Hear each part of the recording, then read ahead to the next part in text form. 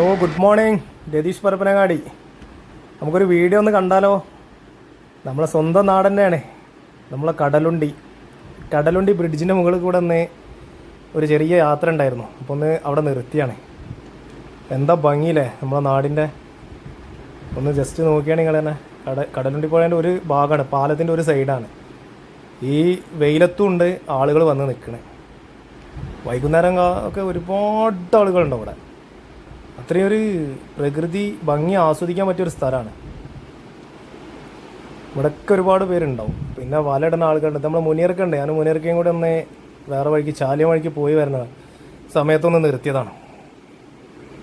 ഇവിടെ പിന്നെ നിർത്തിയാൽ എത്ര സമയം പോകണത് അറിയില്ല. അങ്ങനത്തെ ഒരു ഇതാണ്. ഇനിയിപ്പോൾ എത്ര നട്ടുച്ചയ്ക്കായാലും ശരി, രാവിലെ ആയാലും ശരി. ഇപ്പോൾ ഏകദേശം ഒരു 10 മണി ആയിക്കണേ ഞങ്ങൾ നിൽക്കുമ്പോൾ. പിന്നെ ഒരു പ്രത്യേകത ഉണ്ട്. ഇതിൻ്റെ അപ്പുറത്ത് ഓപ്പോസിറ്റ് സൈഡ് കണ്ടോ, നമ്മളെ റെയിൽവേ ആണ്. കടലുണ്ടി പാലം, ട്രെയിൻ പോകുന്ന പാലം. പണ്ടൊരു അപകടം നടന്ന് നിങ്ങൾക്ക് എല്ലാവർക്കും അറിയുന്നുണ്ടാവും. ഒരുപാട് പേര് മരണപ്പെട്ടു. കുറേ വർഷങ്ങൾക്ക് മുന്നേ ആ പാലാട്ടോ പുതുക്കി പണിതതാണ്. നമുക്ക് 2 സൈഡിൽ നിന്ന് കാണാം. ആ സൈഡ് പാലം, ഈ സൈഡ് റോഡുമാണ് വരുന്നത്. റെയിൽവേ വിത്ത് റോഡ്. നമുക്ക് എത്ര കണ്ടാലും മതി വരില്ല. അങ്ങനത്തെ ഒരു ഇതാണ്. ഇവിടെയൊക്കെ താഴേക്ക് ഇറങ്ങാട്ടോ. ഇപ്പോൾ വേലി ഗേറ്റാണ് ഇതെന്ന് തോന്നുന്നത്. ഇനി കുറേ കഴിഞ്ഞ് കഴിഞ്ഞാൽ അവിടെയൊക്കെ കവറാവും. അപ്പോൾ ഇതിലെ പോണ യാത്രക്കാർ കോഴിക്കോട് പരപ്പനങ്ങാടി റൂട്ടിലൊക്കെ, അതായത് പോകുന്ന ആളുകളുണ്ടെങ്കിലൊക്കെ ഒന്ന് കയറി നോക്കുക. പിന്നെ ഈ വല വീശി പിടിക്കുന്ന ആളുകളൊക്കെ ഉണ്ട് ഇവിടെ, ഒരുപാടുണ്ട്. അവർക്കൊക്കെ അത്യാവശ്യം മീൻ കിട്ടുന്നുണ്ട്.